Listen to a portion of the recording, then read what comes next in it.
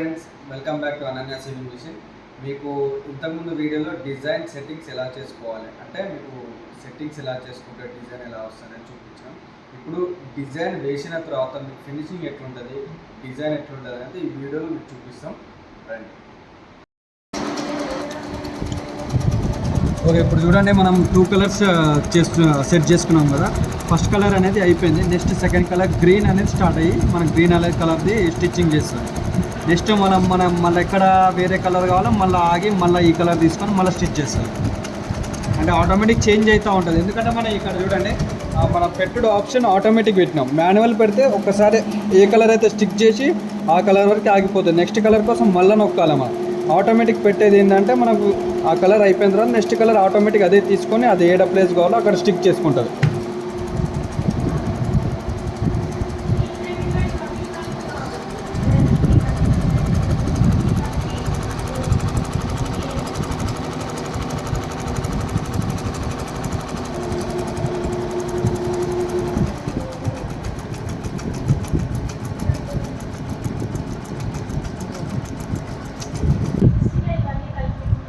చూడండి, అయిపోయింది మన డిజైన్ అయితే. మనం అనుకున్న డిజైన్ అయితే అయిపోయింది. చూడండి ఫినిషింగ్ చూడండి ఎంత పర్ఫెక్ట్గా వచ్చిందో.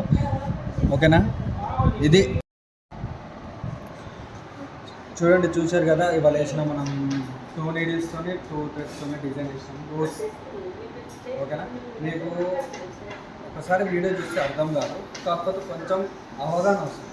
మీకు 2-3 డేస్ మనం మీకు ప్రాక్టీస్ చేస్తే మీకు ఆటోమేటిక్గా మీకు ఎట్లా చేయాలనేది మీకు క్లారిటీ వస్తుంది.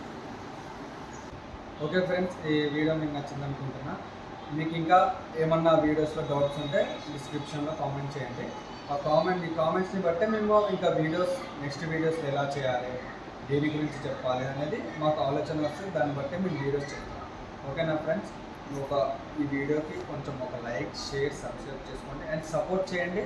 మీ సపోర్ట్ వల్లనే ఇంకా మంచి మంచి వీడియోస్ కంటెంట్ని మీకు ముందుకు తెస్తాం. ఓకేనా? Bye friends.